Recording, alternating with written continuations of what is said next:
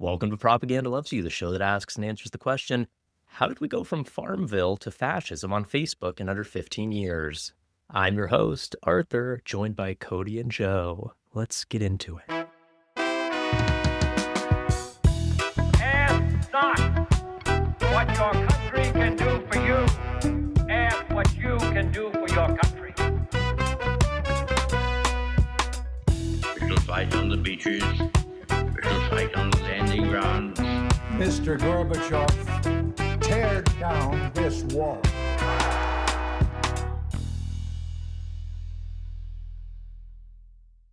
Did y'all play Farmville? Yes.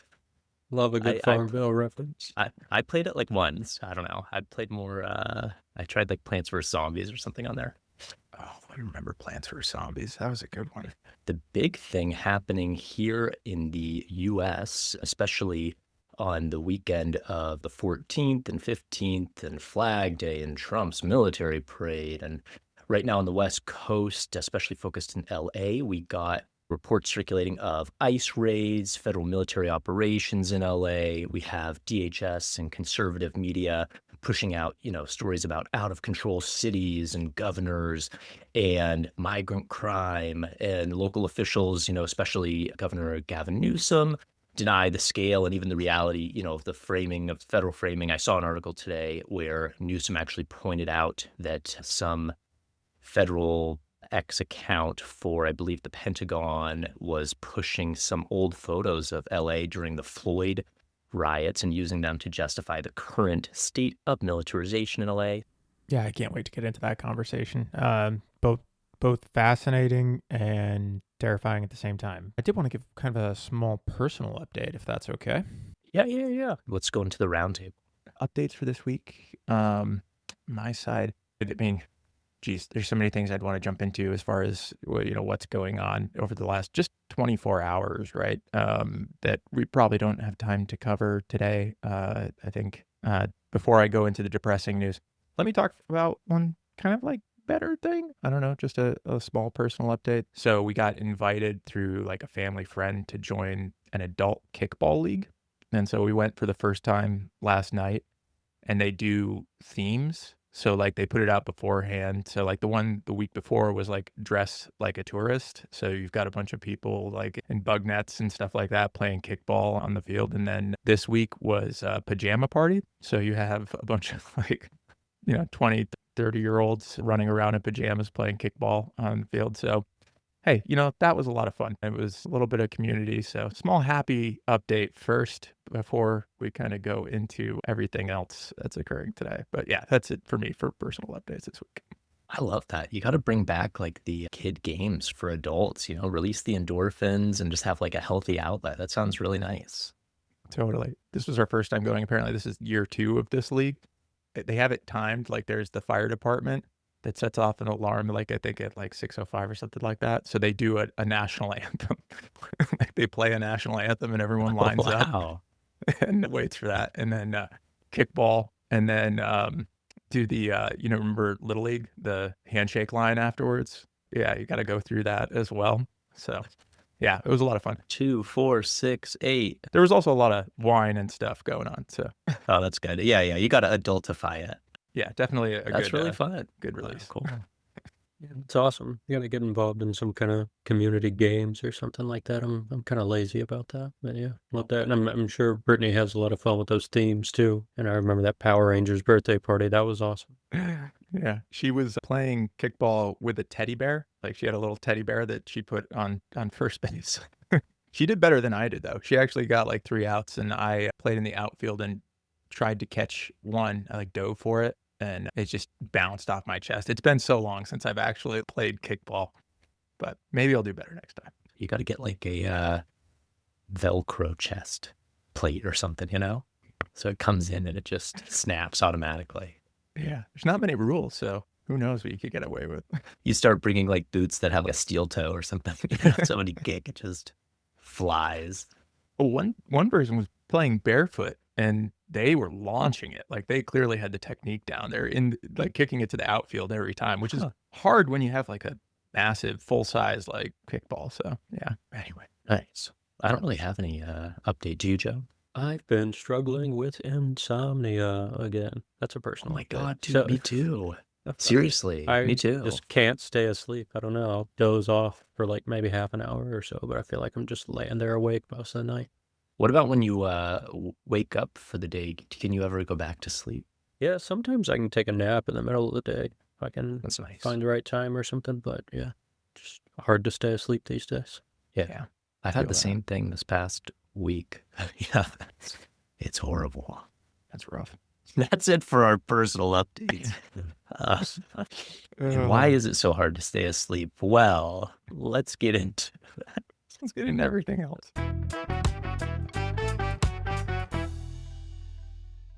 Hey everyone, it's Kodie.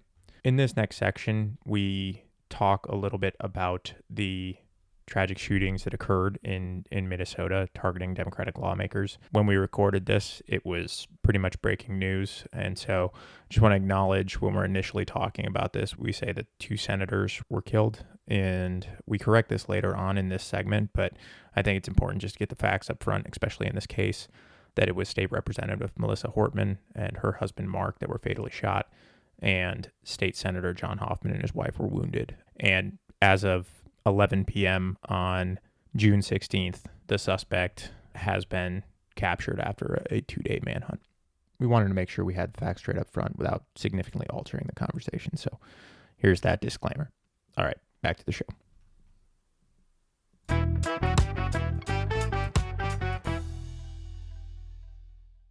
Well, then today, let's jump into our main topic and segments for the week. Yeah, I guess this week it's like fraud, just so much news, and you think you know what's happening in the state of the world, and then I struggle to remember. The news cycle is just so on.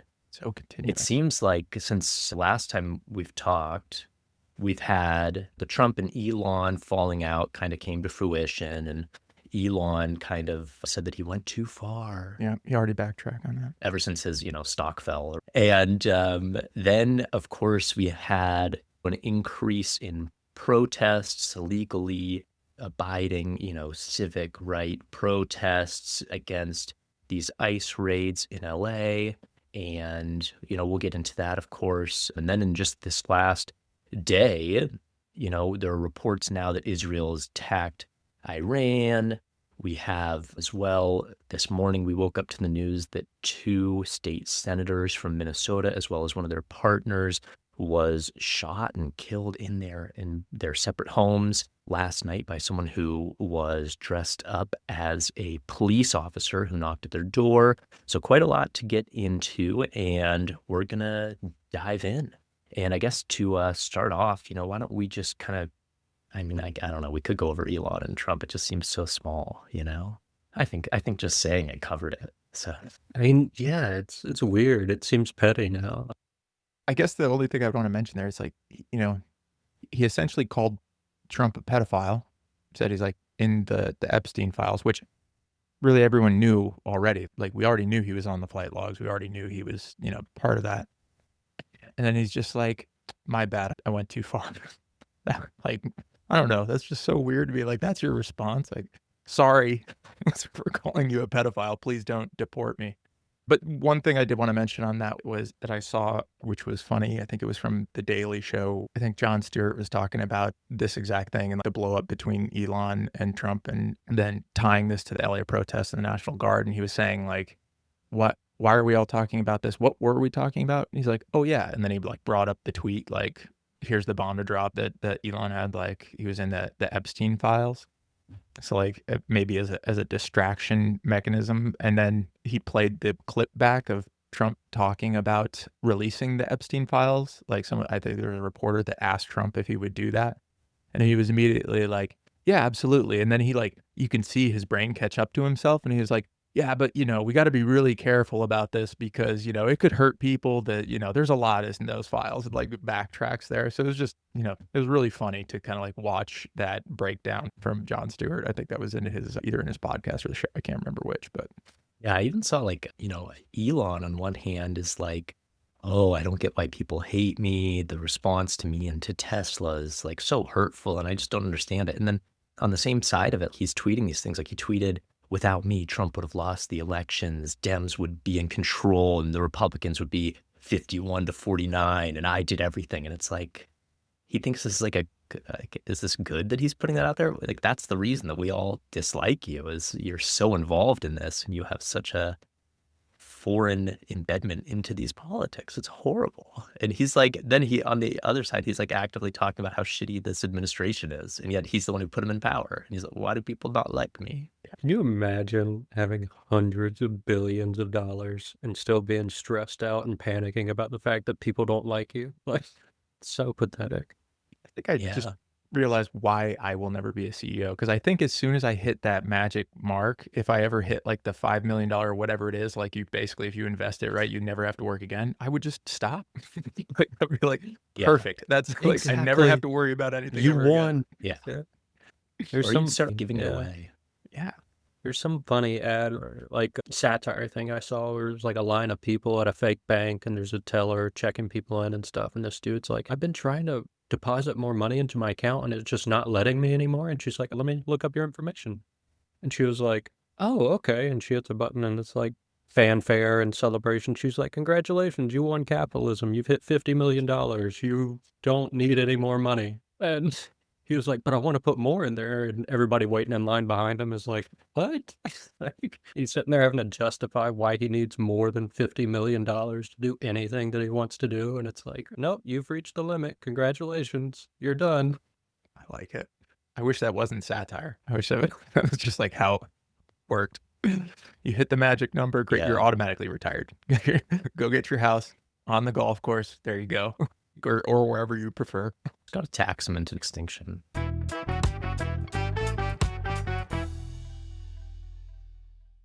Please stay tuned for a word from our sponsors. Breaking. LA is in flames. Or it was. Or it might be soon. Either way, do you feel safe? You need Freedom Shield Security, the only private contractor that combines psychological warfare, influencer marketing, and good old-fashioned rooftop sniping. We patrol your feed. We patrol your block.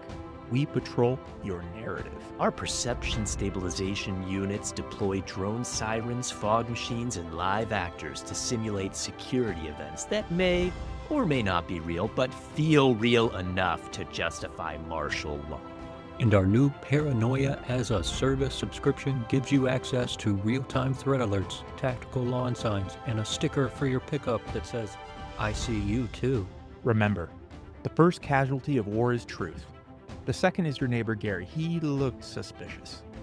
Freedom Shield Security is fully licensed in all 52 states, including the theoretical ones. By subscribing, you waive all rights to contradiction, irony, and verified footage, risk of overreaction, communal paranoia, and loyalty-based neighborhood purges. Batteries and consent not included.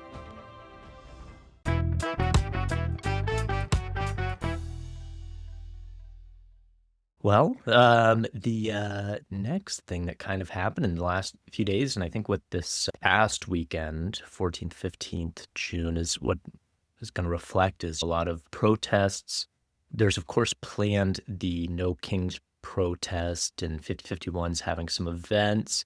As a side note, I kind of thought it was interesting. CNN actually did like a map reporting on the protests, and they said that there's like maybe 10 cities. There's literally like 10 cities that are doing these protests. And then you go to the actual, like Newsweek actually posts from the No Kings site, where all these protests are taking place, and there's hundreds. And so it's just more evidence of like mainstream media, underreporting these things. But they're all in response, of course, to the administration, then also partly right now, the ICE raids in LA. And so, yeah, I'd love to kind of talk about that. It started off, of course, as it always does, is like a state matter, and then federal. Maybe is it overreach? I think that's kind of the question right now. In the LA Times, there were articles about LA not being on fire and how it's kind of been blown out of proportion. Governor Newsom, of course, has echoed this as well. And there's kind of court cases right now about who should have power over the National Guard. They did rule that Newsom should have it, but it's actually going to be stayed over the weekend during the protests, which is very convenient. So right now, they're in control of the feds. So would love to kind of dive into that and get your guys' thoughts. Is LA under siege? Is it all on fire? My initial thought was You mentioned earlier, Arthur, when you were talking about what we're going to run through today, some of the images being used from the 2020 protests that are going out there.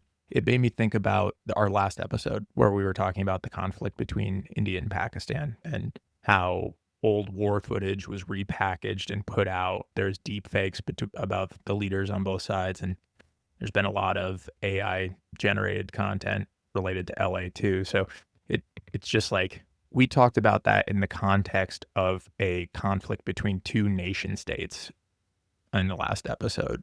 And you're seeing the exact same thing in LA. And it's our government that is doing it. Like, our government is pushing the same disinformation, using the same disinformation tactics that an active They war. wouldn't do that, would they? Never. They would never. It's a really good analogy because that is like, philosophically, that is like what's happening in their ideological camps. And I saw an interview with Trump where he actually he said, arresting Governor Newsom would be a good thing. And some reporter says, what's the crime? What would you arrest him for? What would you arrest him for? And he said something akin to like, well, philosophically, he's on the wrong side. Like, he's Democrat? That's the charge, I guess, that we're going to be getting soon. Christy Noam, she, I think, tweeted out something to the effect, this is not an exact quote, but we're staying and we're going to liberate LA from the socialists. Like, there are no socialists running LA. Like, Gavin Newsom is, I think, doing well in the moment to at least stand up to the fascist, dictatorship forming, but he is 100% big money liberal. Like, there is no socialists at LA. Like, it's just... But that's less of the point that I'm saying than using the language that we're staying and we're going to liberate a city that didn't ask for help. And the LAPD said they have it under control. And now the government is forcing themselves into the city and they're going to liberate it. Like, the fuck is happening? Yeah, that's crazy. It's messed. And like, there are so few people making decisions at this high level, and then marshaling all these resources and forces, the people who work for ICE, the local cops, the National Guard, the military, and even this recently, Trump gave a speech at was it at the Fort Bragg? Oh, it was Fort Bragg. Yep. And he had the loyal troops behind him, kind of booing and jeering and stuff. Really scary kind of indication to look at. But just in case there are any active service members or people who work in law enforcement listening or whatever, you have like a legal obligation to disobey unlawful orders. Like, if something is obviously unlawful and you're in the military and you think you just have to do what you're told, you have not only right, but an obligation to disobey those orders. And I feel like a lot of people stuck in that situation may feel hopeless, like they have no choice but just to show up in LA because what am I going to do? Get a dishonorable discharge? What am I going to do? Go to the brig? And it's like, yeah, maybe you might for a while, right? But is that better or worse than being put in a situation where you're, shooting bullets at citizens in your own country? Not to mention that you shouldn't be doing that anywhere, but that's besides the point. Yeah, like really, really think about that for yourself and think about what kind of decision you want to make. Because it only works when all these people continue to obey these ridiculous orders, right? You see, these people are getting in the way of ICE doing their job. Yeah, the Nazis were just doing their job. Like, at a certain point, your job is bad and you have to stop doing it. Your job is to run around without any sort of, name on you, and you kidnap people in a van? Ooh. Okay, yeah. It's ridiculous. And the thing that you're saying about, military denying or being able to deny unlawful orders, I didn't know anything about this, about how military, and totally correct me if I'm wrong here, because I'm sure you guys know, but the military isn't supposed to perform any sort of like police function as like a, whatever, U.S. police thing, and like arresting people for maybe like more local laws. Is that the case? Because I did read that like the military did detain a U.S. citizen, and it was like the first time, and it was during these protests, and it was like a really questionable thing because there's some military law that prohibits them from doing so. Yes. It's the Posse Comitatus Act. is what that is. And it was like from 1870s. And yeah, it exactly what you said, like limits the military from doing any type of policing action inside the United States. And so the theory has always been that they're going to enact martial law and the Insurrection Act in order to get around the Posse Comitatus Act. But he didn't even do that, right? Like, so I'm not sure what legal ground you can even do this on, like if there's any legal ground, or if it's just 100% like, we're just going to send in the Marines because they're Marines and we want them to go in and start, I guess like test bed here. Like if we can get away with it in LA, where else are we going to put military in the United States? Which they said they want to put military in other cities across the United States. Like, so that's what you were talking about the other day, Arthur, with the blue strongholds and, Eugene being put on a list, right? Like, so if this goes a certain way in Los Angeles, like, can we expect the Rangers out in Washington to like start going into Seattle or whatnot, right? Like, is that what's going to happen next? Don't know.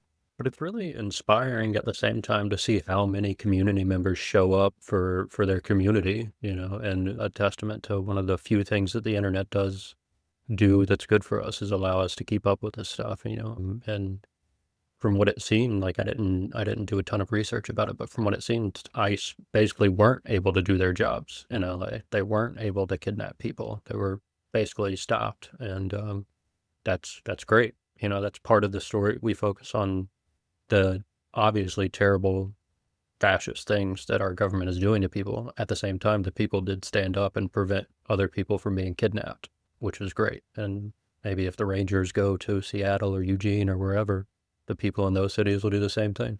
So that'll be a good trend to see.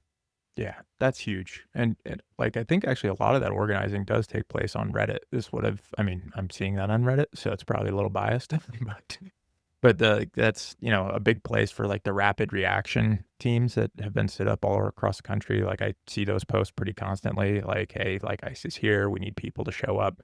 We actually have a rapid reaction here in town. I've talked about them before, but the Adirondack Voters for Change, like I think their numbers are swelling with how everything's going right now, which is great.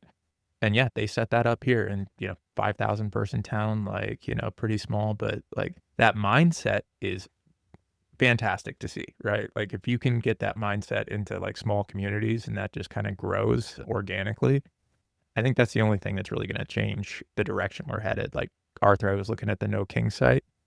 There was like over 2,000 protests today that are going to be occurring across the United States. Well, CNN thinks there's about 15, and they're only in the liberal cities. And they're going to cover 5. Just like last time, though, I think what we're going to see is these counties that are historically red and 100% voted for Trump, we'll see that they're actually protesting too. Everybody hosts these protests, and they're everywhere. So I love the ubiquity. I don't know, but the It's everywhere. That's the point. yeah, which it needs to be, right? I think the magic number that everyone talks about is like 3.5% of the population is what I keep seeing online. If you can get 3.5%, then you can actually degrade or significantly impact the economy and make significant change. I think that was tied to the Philippines. Once they reached that number, that's when they started to see actual change. So I don't know how close we're getting, but yeah, it's like a threshold thing. I think for us in the U.S., that number is like 11 million total. You can mobilize 11 million people or so around a single thing. You could expect some real change about it. I just kind of wanted to go back to the kind of like the disinformation or what's swirling in the information space around LA. And there's an article that I'm going to read from a little bit here. And so this is by Stephen Lee Myers is the article. He is a reporter for the New York Times that actually focuses on disinformation and misinformation. That's kind of his beat. And so, we mentioned some of the conspiracy theories that are being spread. I think we said, images from the 2020 protests, but I want to read this section because it's interesting here. Okay. I'm a little bit ways down. He's talking about like the 700 Marines that were from Camp Pendleton that went in the 2000 National Guard. So I'm starting right after he kind of explained that, how Trump took this up. The latest deployments prompted a new wave of misleading images to spread, some purporting to show Marines and the military services weapons in action. One was a still from Blue Thunder, a 1983 action thriller about a conspiracy to deprive residents of Los Angeles of their civil rights. It features a climactic dogfight over the city's downtown. Darren L. Linvale, a researcher at Clemson University's Media Forensics Hub, said conservatives online were building up the riots in a performative way to help bolster Mr. Trump's claims that Los Angeles has been taken over by violent insurrectionist mobs. Dr. Linville said the posts were also a bit self-fulfilling as they direct attention to it and more protesters will show up. And so James Woods, the actor who has become known for spreading conspiracy theories, used his account on X to rail against the state's elected officials, especially Mr. Newsom, a Democrat. He also reposted a fabricated quote attributed to former President Barack Obama discussing a secret plot to impose socialism on the country, as well as a video of burning police cars that was from 2020. And I'll just read this last bit here. An innocuous photograph of a pallet of bricks actually posted on the website of a building materials wholesaler in Malaysia was cited as proof that the protests were organized by nonprofit organizations supported by George Soros, the financier who, to the feverishly conspiratorial right, has become a mastermind of global disorder. So you guys remember the whole brick, like piles of bricks, like being dropped. Like I've seen that like so much, like reposted so many times, like continuing to talk about this thing. And it's literally the same exact picture, like the same one from the site, like from 2020, from a construction site, like, oh, these pallets of bricks dropped off. And it's just so crazy that you can have these lies that have been debunked so many times continue to spread, continue to be used, and continue to drive some sort of narrative. I wanted to read that bit because he did a good job kind of laying out some of the different things that are occurring. So. Yeah, and I think one of the things I mentioned in the history episodes, we were talking about, we were just talking about how to keep up with things, because the people pushing the propaganda don't care that it's fake and don't really care that they're going to get caught eventually, because the impact they want to have is in the present moment in the discourse. They spread the images, people resonate with them and reshare them and spread them further, and before anyone has started to point out that it's fake, the influence of the message has done its work. And so it sort of puts us in a always trying to catch up sort of situation with the narrative, which you believe isn't actually true. We're having to backstep a little bit, which is also part of the strategy, that it works to the propagandist's advantage, that it takes a lot longer to pick apart the message and prove that it's fake or that it's misleading in this way or that way. And in the meantime, millions and millions of people are still seeing it and doing it. So I think that's why it's so important to anchor to like core values, right? Like if human decency is a core value, you can ignore pretty much any of the stories that are going on, right? Or the craziness, and just look at what is occurring, what's actually occurring. Like it's a fact that they are grabbing people off the streets and putting them into detainment camps, right? Like they're not disputing that. They're looking for ways to do more of that. So if like human decency is a thing that you care about, or due process, or actually following the laws of our country, like you don't need to think about these stories about bricks and protesters and stuff like that to just focus in on like what the core issue is, I guess, is what I'm trying to say.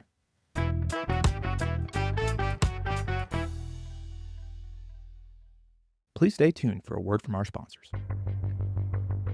They're coming. Over the border, through the protests, into our apps, maybe already inside your house. That's why the Liberty Institute proudly launches the new See Something, Say Country campaign, a patriotic initiative to crowdsource national purity. Did your neighbors speak a language you didn't understand?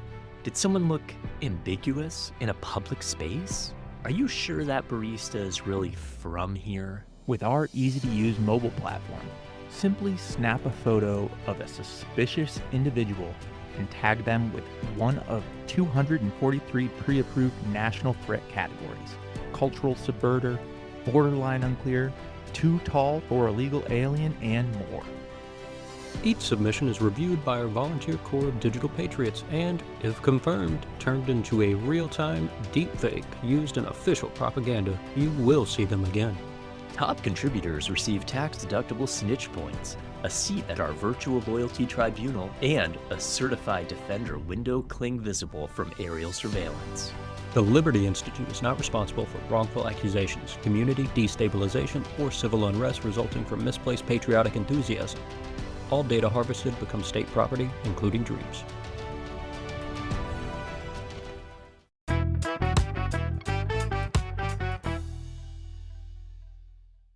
All the protests basically started, or they didn't all start, but focused on like these enhanced raids that are occurring, right? I think they were like directed to go against Home Depot and like these local communities that they were raiding, which really kicked off a lot of this. And you've got all these ICE agents, like we mentioned, not identifying themselves, going out and grabbing people off the street and saying that if you don't comply, they're going to use force or whatever they need to do that. So just like we talked about the other day with, the real argument here not being doxing of the ICE people that are going out there. The real argument is if you're going to get arrested, you need to know that that person is a legitimate law enforcement person, right? Like that they actually are who they say they are and they actually have the authority, however much we disagree with it or however much we think that that's wrong. Like they actually have some legal backing to do what they're doing. And there's been a lot of people or a lot of reports of basically people cosplaying as ICE agents or police officers. And you see images of them walking around with duct taped holsters and just like, obviously these people are not being funded with the equipment that they've got. But that ties right into what occurred in Minnesota last night, right? Like supposedly the reports coming out are that a person dressed as law enforcement went to the homes of these two Democratic state senators in Minnesota. And like you mentioned, Arthur, murdered the senator and their partner at one home and then murdered the Democratic senator at another home. I don't know if being dressed as law enforcement helped them get in. There's not a lot of information exactly out just yet, but I mean, that is the example, right? Like that's a example of how this is becoming more and more dangerous right now with what's going on. So yeah, I don't know if we want to talk about that a little bit.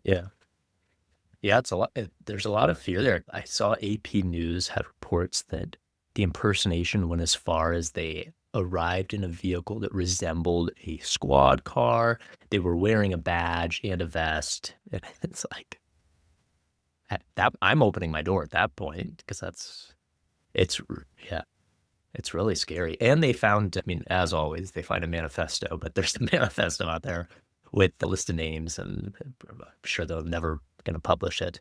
But yeah, the manhunt is still underway. There's a multi-agency manhunt in the area. It's still underway. So pending, it could be. Did they release the names of who was actually killed? Yeah, it was, scroll up here. Melissa Ann Hortman served as Speaker of the Minnesota House from 2019 to 2025. Wait, as well the Speaker of the Minnesota House was the one who was former targeted? House Speaker Melissa Hortman, yeah, and her husband Mark.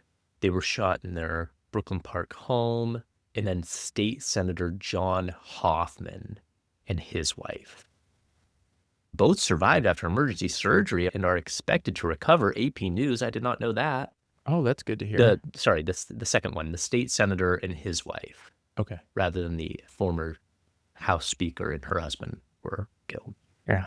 That's, I feel like we knew like that this kind of thing was going to occur at some point as it keeps ramping up. Like this is unfortunately probably the start.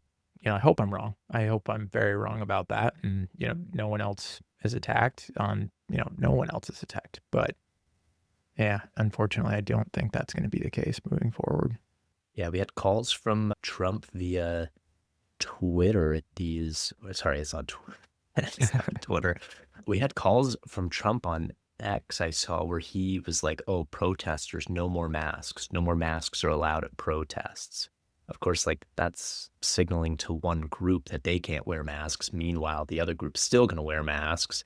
And then even here, like we have these kind of like fear mongering. I mean, like, it's, a horrible tragedy. And it's like, but it's like fear that the news cycle is producing to us, where it's like, okay, now there's further distrust in law enforcement, but I'm not allowed to wear a mask, but I should still trust the people that are wearing masks because they're doing their job. It's like such a brain fuck. I Yeah, don't know if I can say that. you can say whatever you want. I think if anything, like, Nice. I think most people resonate with that term on some level. Especially after some insomnia. For real. after yelling about how people can't breathe in masks for freaking 4 years, and yeah, now it's just like, well, you can't breathe in those medical masks, but tactical masks, you can breathe in those That's- just fine. It's because they're tactical, right? That's the difference. You know? That's really funny. I don't know if you guys want to touch into this at all, but on the other side is the grand military parade, flyovers. And I saw, I don't know if this is real because it could totally be fake, but I was reading an article. It was like Newsweek or New York Times, and it was about how in the DC area there were ads surfacing on like Craigslist and Facebook to find seat fillers for the military parade that's happening. And it was offering to pay people to come and actually sit in on the parade. And it could be, who knows who's posting these things, but it's like this meta propaganda of the spectacle of the whole parade. And yeah, I saw some of those too. Like, I think this is a good example of, okay, this is just personal opinion, right? Like, I don't know this for sure, but I think a lot of this is a really good example of how there is disinformation being spread on both sides of the topic to make it more divisive. Like, because if someone sees this ad on Craigslist, which anyone can post, and it's talking about like, oh, I need people for the parade, and like, we'll pay you. And I think the one I saw was like, it almost looks like satire. Like, it was like, we're going to pay you in crypto. You're going to get fast food and a soda for lunch. Like, we're going to hand out a red hat. And it used a picture of like a Russian military parade in the image. But so many people are going to believe that is fact, right? That's a great example of seed things in on both sides, make the temperature hotter overall, right? Try to make it confusing. And I'm not saying that that's not the case. Like, I think there's been proven instances of Trump events having people paid to be there. Like, they're not like a Craigslist post, but like actual documentation on that. So like, not out of the realm of possible at all. But yeah, I think it's a really interesting example. Yeah, I think most of the people around the DC area are kind of just ignoring the whole spectacle, like not really taking the bait, not really entertaining it much, from what it seems to me. I'm not there today. I'm not gonna mess around with that. But yeah, I did hear the same rumor about the seat fillers.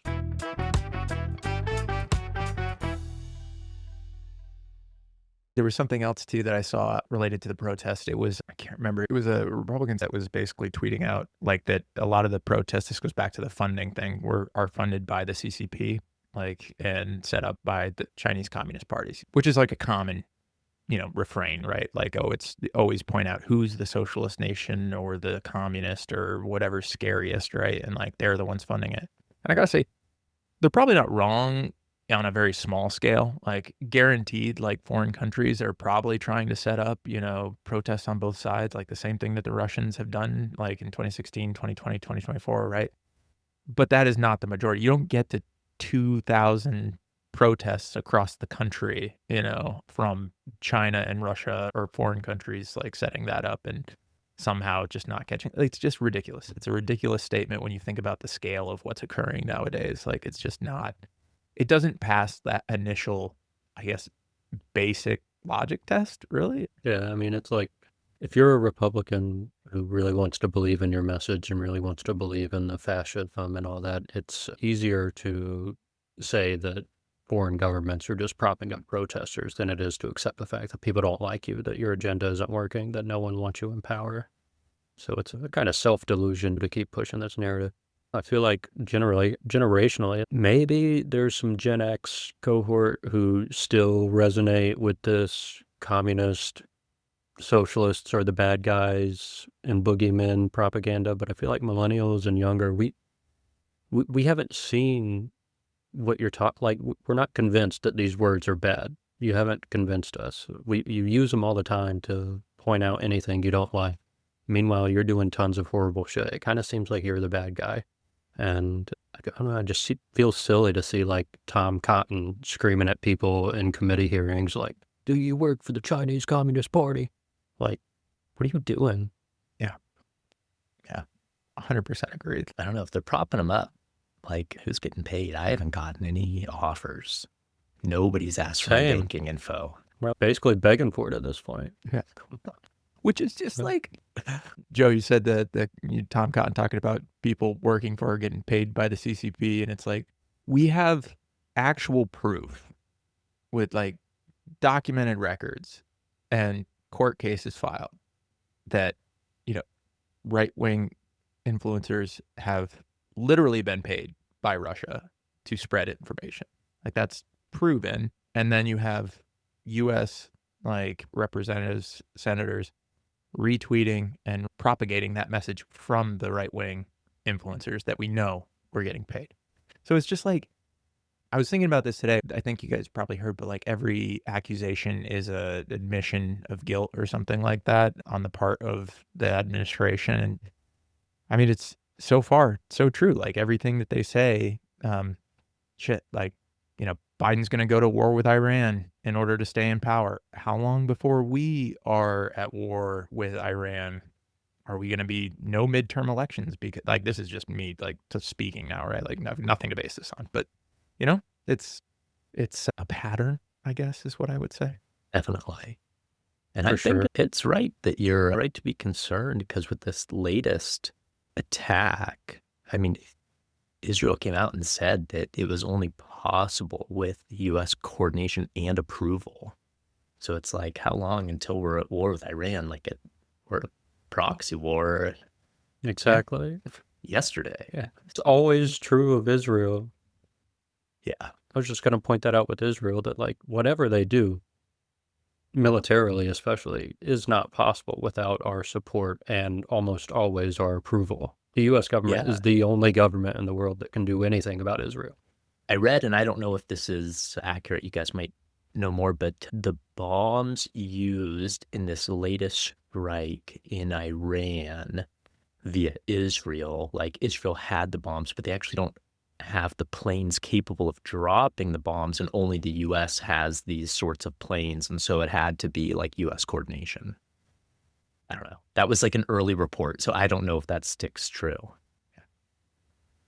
I mean, I don't know, but I do know that Trump came out and said basically that Iran should have taken the deal.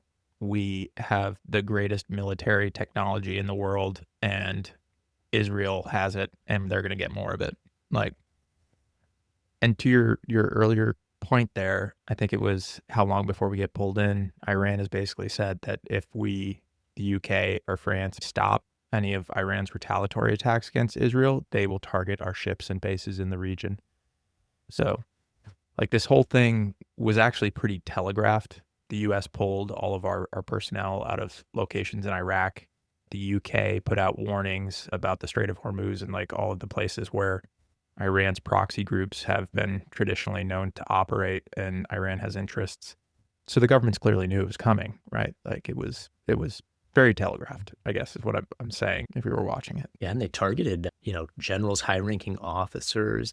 I saw one kind of viral image that went out was this missile that penetrated a wall of an apartment building where some high-ranking general lived, and then it detonated inside the apartment building. And it was like such a precision attack. And it led people to like, the thought there is like, okay, but then why are you saying that you need to raise 2 to 3 blocks when you want to go after like a Palestinian? Like, it's just like, it's unbelievable. You can strike somebody right on the head, but if it's anywhere near Palestine, it's like, well, actually, we got to raise like 6 square city blocks to try to kill this person. Total It's bullshit. so obvious that they just want those people dead. Since we had mentioned the question of genocide before as a legal definition, international experts are always saying that the hardest part of proving genocide is the intent, like proving that the intent is to basically ethnically cleanse a population based on religion, race, geography, whatever, that the intent is to destroy the cultural means of life for the group. But there's just so much evidence of Israeli officials on tape saying that, children are enemies because they're going to grow up to be Hamas. They have a phrase, whatever, mow the lawn periodically in Palestine. Like, there are all these obvious statements and actions they've taken that their intent is clear. And so to your point, Arthur, what they talk about, they justify it in terms of a precision strike. We're avoiding all the civilian casualties we can. You don't avoid civilian casualties with a 2,000-pound bunker buster bomb. Like, and the intent is clear there. Yeah, and the thing I was going to mention that ties right into that is, like, Trump is not wrong when he says the U.S. has the most technologically advanced military and military weapons, like, out there and available. And I was just thinking, 2,000-pound bomb, like, that's like you're clearing out a tunnel complex full of, like, fighters, like, multiple stories down. And that is what they're saying, right? Is Palestine, there's, like, tunnel complexes and all this other stuff. But there's also, I don't know if you guys have heard this, but the Hellfire blade projectiles. So to get to your point, Arthur, about how precise they can be, there's, like, weapon systems out there that when they deploy and you fire that from whatever your drone or airplane or whatever it is, it's a missile that doesn't actually have a charge in it. There's no explosion. But when it gets close to impact, it expands out, and it's basically got, like, 7 giant blades, like samurai swords, that pop out of this thing. So they do that to go after a single individual to eliminate the possibility of civilian casualties. And, like, that is effective. It's really terrible to think about, right? But at the same time, like, if you're capable of doing that, and yet 2,000-pound bomb, like you said, to level an entire complex. Yeah, and to your point, like, Israel has the ability to do both. I've seen so many just god-awful videos of what has been happening in Palestine since October 2023. But one of the worst videos I've seen is people taking shelter in a hospital complex. They have, like, a courtyard parking lot area in front of the hospital that's kind of fenced in. A lot of people take shelters in those hospital areas. And I saw a video of one of these projectiles that you're talking about. They dropped it in the middle of this complex of the hospital where thousands of people are taking shelter. And I saw a guy's leg get separated with these blades. Like, they have all kinds of tools, and they're all too happy to use them for just about anything but what they say they're doing. Yeah. It's pretty heavy for a Saturday morning. I'm feeling like, oof. And that's the week. Yeah. Like, I used to watch cartoons on Saturday morning, and now I'm talking about.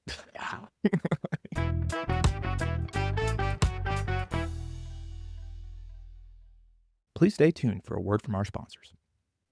Welcome to Obey Social, the only app that replaces critical thinking with tactical simulation. Are LA protests real? Are ICE raids happening? Are those bricks from Home Depot or Hillary Clinton's garage? Obey doesn't care, and neither should you.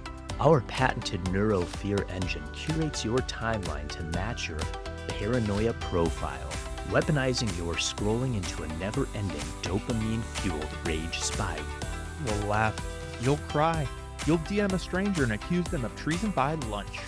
And with our misinformation monetization suite, creators earn crypto every time they post something that gets flagged by a fact checker. So don't ask what's real. Ask what's trending. Obey is a fully autonomous narrative ecosystem partially owned by 6 states and a mystery donor with a Space Force tattoo. Continuous usage may result in algorithmic radicalization, mass delusion, or elevated screen time. Consent to surveillance implied by download. Truth not guaranteed. Memory drift inevitable.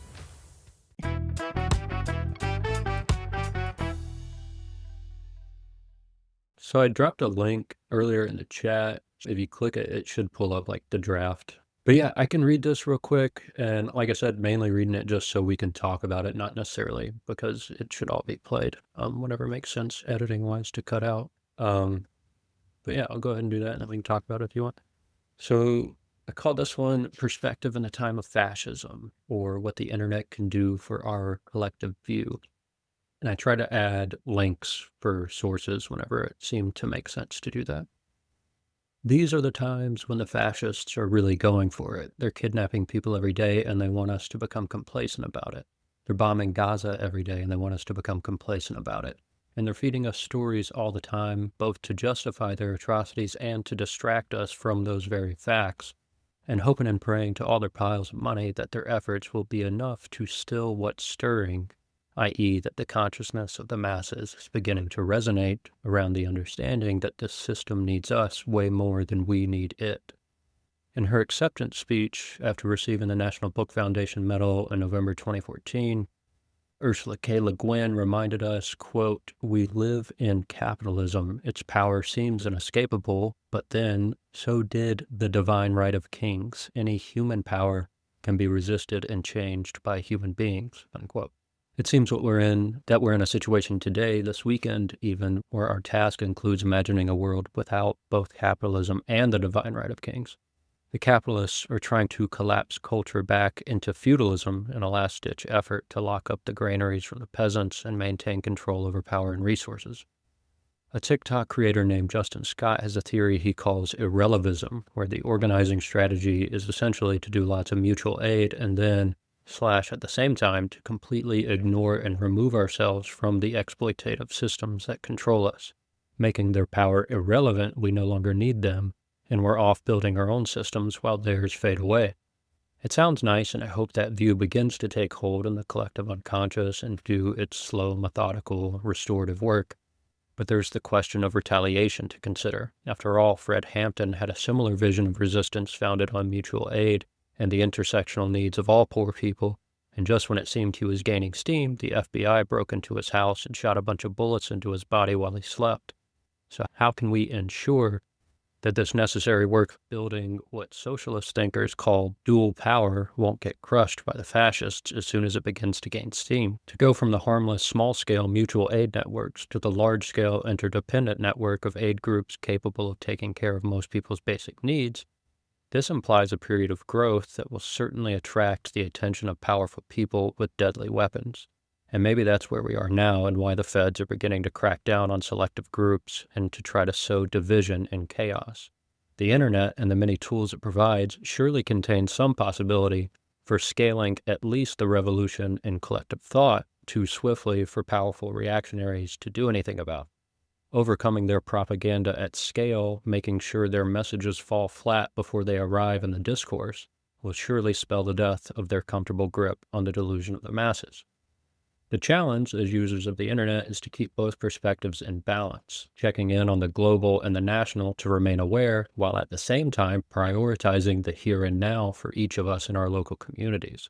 When it comes to what any individual can do, the local is always the most effective. At the same time, our global perspective allows us to connect all these local dots and realize that the same superpowers are oppressing us all.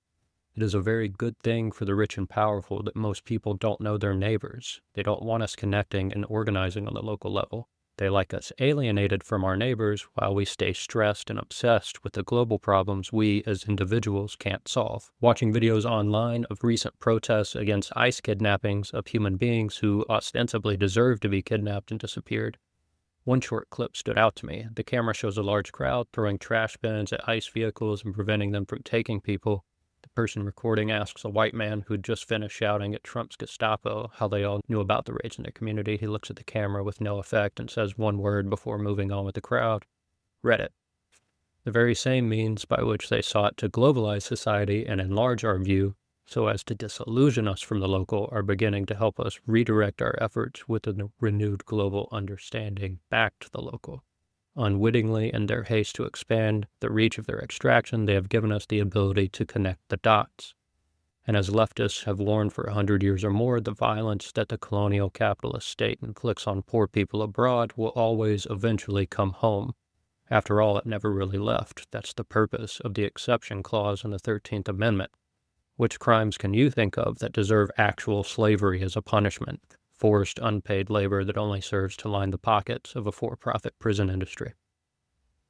So using the enlarged perspectives made possible by the internet and new media technologies, how can we best take care of ourselves and protect the people around us while maintaining a view of our common global humanity? This includes the frustrating work of helping other people see the ways that they've been misled by fascist and neoliberal propaganda.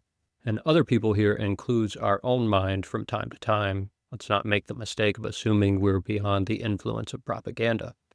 Instead of identifying with the concept of a nation invented and controlled by people for the purposes of cannon fodder and cheap or free labor, how about seeing, appreciating, nurturing, and maintaining the human beings and communities right here? So by all means, do mutual aid and build local networks of care that are able to provide for the basic needs of people outside of the typical exploitative market systems. At the same time, when your capacities and resources allow for it, see what can be done about the bigger picture when we come together at larger scale. I think you're really good at writing. You're really good at taking like a linear thought and approach, and it was really good. And I thought the end, it's always hard to like come up with like a call to action summary thing. I thought it was really good. That was really nice. You should go into like speech writing. That was nice. Thanks, man. There's a couple things in there that really stuck out to me. One thing, you're talking about how this is just a continuation of the battle, like basically against labor. And what kind of hit in my mind was the more recent things that Trump has done, where he's now trying to exempt farm workers or hotel workers or like food service workers that are illegal immigrants. And it's like not doing that out of the kindness of his heart, doing that because they are making money for people very cheaply, right? This is, again, like it just highlights, I think, what's this all about. It's really about, the bottom line and I think, well, at least that portion of it. But I also love the tie back to how we can organize, like how we can use some of these systems to really look at what's going on and kind of come together as a more global community of like-minded individuals that want to live a little bit differently. Yeah, I think that call is great. And, we just need to build that and connect with others that are also building it. So I thought it was awesome. And to your point, Kodie, talking about the agriculture and hotel workers, I thought that was like such an admission of like, yeah, the fact that like it's all just a capitalist ruse. It's like hotel workers that live within a 5-mile radius of Mar-a-Lago, they're not going to be touched, whatever. But it's like obviously agriculture he can't touch because it's like California's producing like 70% of the food, and it's like all of these, immigrants who work these jobs, and it's not going to get done without any sort of system there. Like I think that foreign workers being like essential to California's food industry. There's a really great book I read. I think it's fiction called Under the Feet of Jesus. And it's about the immigrants there. It kind of follows like a family, and, they're working in the field, and like one day they get sprayed with, a plane is flying over, they get sprayed with like pesticides. They have to go to the ER, but they're not, documented immigrants. So it's like, what they do there. It just ties back to what I feel like we were talking about with the book club and Ira Katznelson when affirmative action was wide. He was talking about rules for work, like it wasn't just that they wanted to be mean to black people. They did, but they also excluded agricultural workers and maids from the New Deal legislation because they wanted to keep that cheap labor. And you see the same thing with our immigrant workforce that produces all of our food. They're not, ICE isn't going to the employers of these people and arresting them for hiring all of these so-called illegal labor. They're arresting the workers very selectively. That is a great idea. We should 100% just go to the CEOs. They're allowing these hiring practices, and let's hold them accountable. The CEO is pretty much the president, so I think that's totally fair. Two white guys get arrested, and it's like, it's over. Wait. Two very, very rich white guys, right? Yeah. But yeah, like Mar-a-Lago would not run without illegal labor, right? Wow, yeah. I just want to see an investigative journalist go into Mar-a-Lago and find like illegal labor and start like, highlighting that. That's a really good point. And I think this point, yes, like I think it really crystallizes what is important to the people that are doing this, right? And there's been pushback from some of the more extreme parts of the MAGA base that are just like, get everybody out. Like, we don't care. Like, that's the blatant racism side, right? Of just like, get anyone out that's not like me. But it should highlight to them too, right? These people don't actually care about you. Like, That's not what this is about. It's about power and it's about control and money. Like, it's a great example, I think, of, or something that people could look at to realize, like, they don't care about you. Like, maybe you're a little higher on the list in their mind, but in the long run, unless you're part of that big club, right? They don't give a shit. Yeah, there's it's a quote about fascism that someone could probably look it up and it'd be better, but it's essentially like, first they came for this group and I did nothing, and then they came for that group and I did nothing, and then they came for that group and I did nothing, and then they came for me and there was no one to stick up for me. Like, yeah, you're still on the list at some point. You're not exempt. Or an early point in the ladder. But We're probably on a few lists, you know.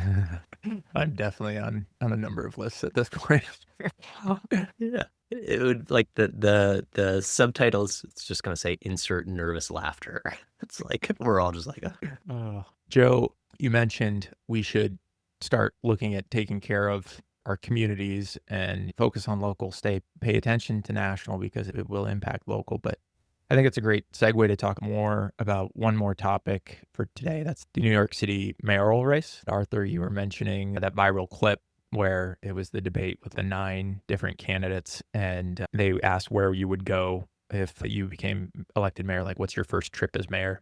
And I think I don't know if every single one, but I think pretty much every single candidate, I know Cuomo said they would go to Israel because of the anti-Semitism that they've seen in New York as like a solidarity thing.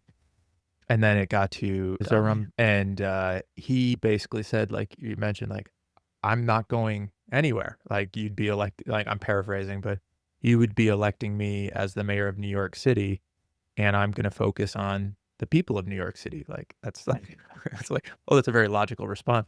And everyone dogpiled on him, like, oh, you don't like Israel? You're not going to go to Israel? And I thought he handled it beautifully. He's like, what? No, I'm not saying that. I'm saying I care about this city that you're electing me for. It was fantastic to see, but I kind of wanted to play an ad that came up that I saw actually just today. So this is just an ad for basically there's two candidates. I don't remember the other candidate's name, unfortunately, but you're about to hear it in the ad. That New York City has ranked choice voting for the mayoral race, and it's funny because it's actually seems to be working out in the favor of Zoran.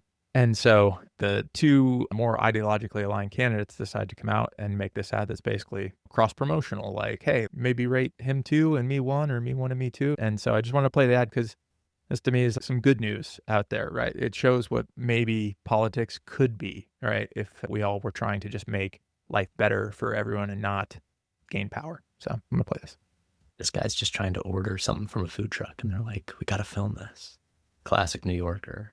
Seen some of Zoran's TikTok videos and like posts like the outtakes from some of the ads he records of like people interrupting him. He's like, oh, no, you're fine, you're fine. But it is, I'm sure, difficult to try to record on the street like that. Hey, good morning. How's it going? Please go second. No, I insist you go second. How about I go first and you go second? Well, We both love New York City. and that's why it's so important to not send scandal-ridden, corrupt Andrew Cuomo to City Hall. New Yorkers deserve so much better than a disgraced creep. Agreed. Zoran, you've done a remarkable job building a historic grassroots campaign for a New York City all New Yorkers can afford. Brad, you've been a principled, progressive leader in our city for years. Early voting starts tomorrow, and we both know what we need to do to save our city from Andrew Cuomo. You want to tell him? You go first. You go first. Let's do it together. We're cross-endorsing. In New York City, we have ranked choice voting. That means you can rank up to 5 candidates for mayor. Brad and I are officially telling our supporters. Rank I'm your me number one. Rank Rank Zoran number 2. Let's send Andrew Cuomo. Back to the suburbs. Yeah, I just kind of wanted to share that because, I don't know, when I saw that this morning, it just kind of made me like reflect a little bit. And it's like, oh shit, like we could be better. Like there is a way for us to be better. And just like this, you know, what we're seeing in LA is possibly a template or a microcosm of what the administration might do. Why not use, you know, examples like this where ranked choice voting is putting people closer to the top that actually care about the community and want the community to succeed, right? It lets people vote not based off of fear of this other person winning, but, you know, hope for you can get a candidate that cares, right? Like that actually gives a shit. So I wanted to play that for the end of the thing today and get your thoughts. I love that. It's so refreshing in a political ad to see people supporting each other.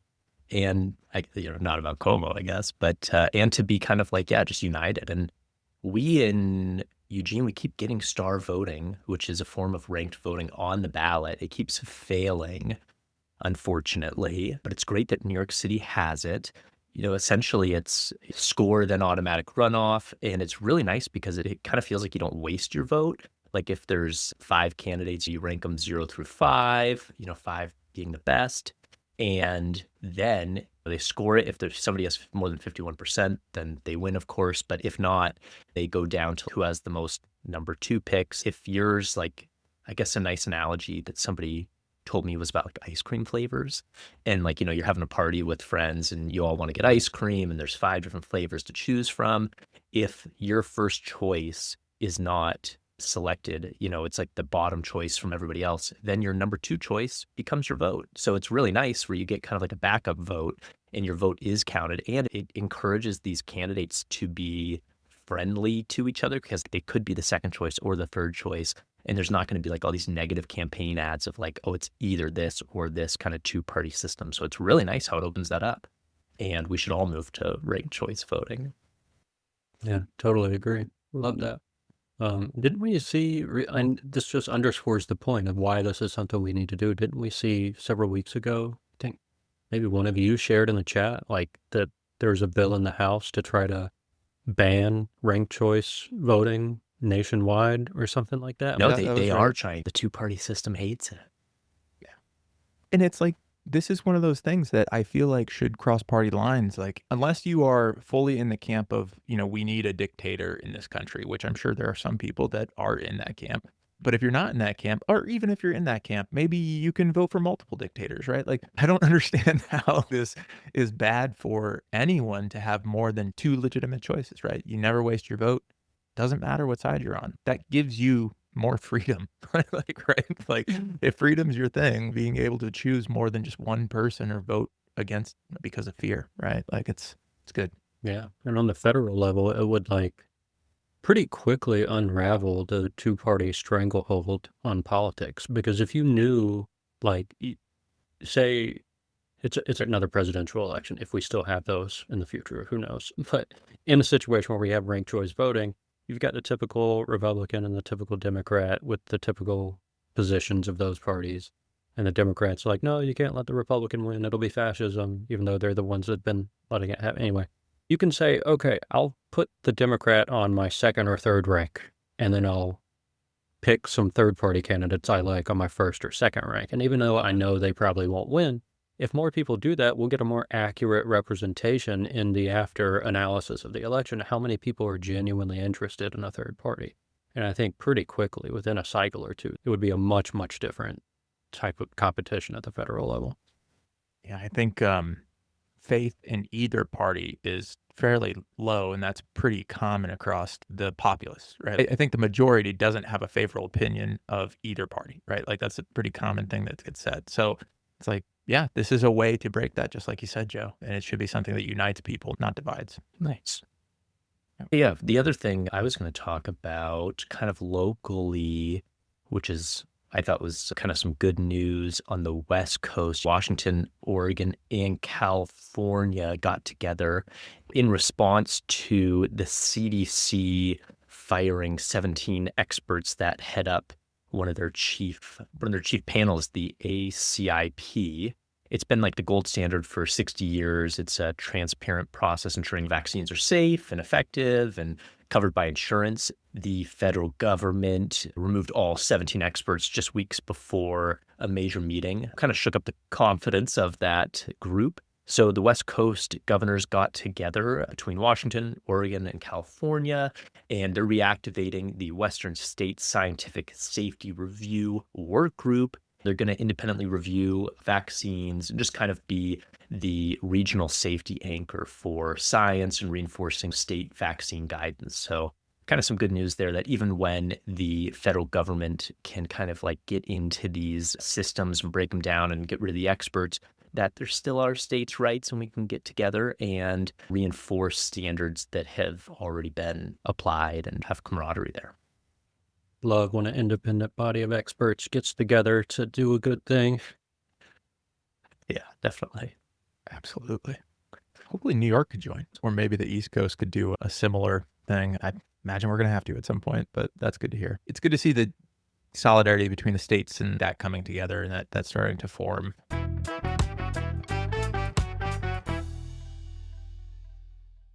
Yeah, any plugs? The only thing I have is like obviously this weekend, but it's going to be over, I think, right? Yeah. Though I think the No Kings, we'll put that website on the show notes because I think hopefully this won't be the last, hopefully this continues until we see some real change. I think from my side, for plugs for this week, by the time you listen to this podcast, hopefully we should have our website live. So if you go to just propagandalovesyou.com, we've got some information on there. It's still developing. We'll keep evolving the website, but you can see our backlog. We're also going to link to our Substack on there so you can go through. We'll start putting some articles on that. I think we're going to try and upload some digital posters that we had created. So if you like the show, we've got our plug at the end about sharing the show and subscribing. That really does help like the show grow like that. We see noticeable jumps when more people subscribe and share the show. I think my brother's been putting stickers up in California. California is our number 2 state now as far as listeners go. So yeah, we see the impact there. When you share it and when you rate it, that's huge. It helps the algorithm boost our show to the top, or at least higher up. So yeah, if you like the show, we're trying to come up with new ways that people can support.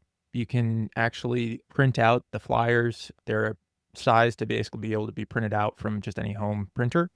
Hang them up at your local coffee shop or wherever you feel like people might be able to see them.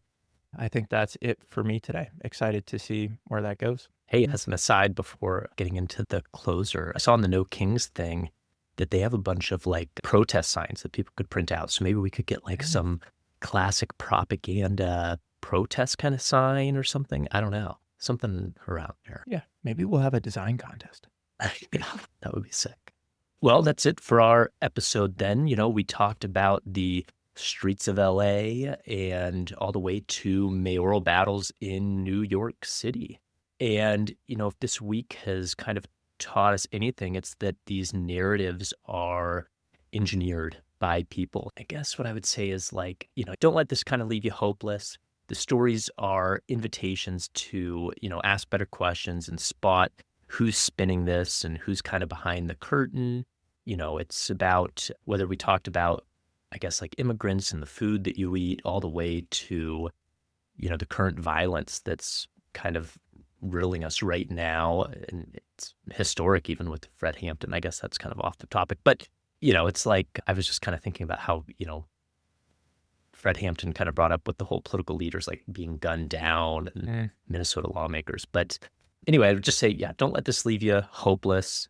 The stories are invitations to spot the spin. And, we'll be back next week and keep untangling these propagandized stories and show you how the sausage is made. And until then, stay safe, stay curious, and remember, propaganda loves you. That's it for this week's episode. Thanks so much for listening and hanging out with us. If you enjoyed the show, help us spread the word. Leave a rating or review, share it with your friends or family, or anyone who'd get something out of these conversations. Your ratings, reviews, and shares help this show grow. And the more people listening, the harder it is for propaganda to win. Until next time, stay aware, stay safe, and remember, propaganda loves you.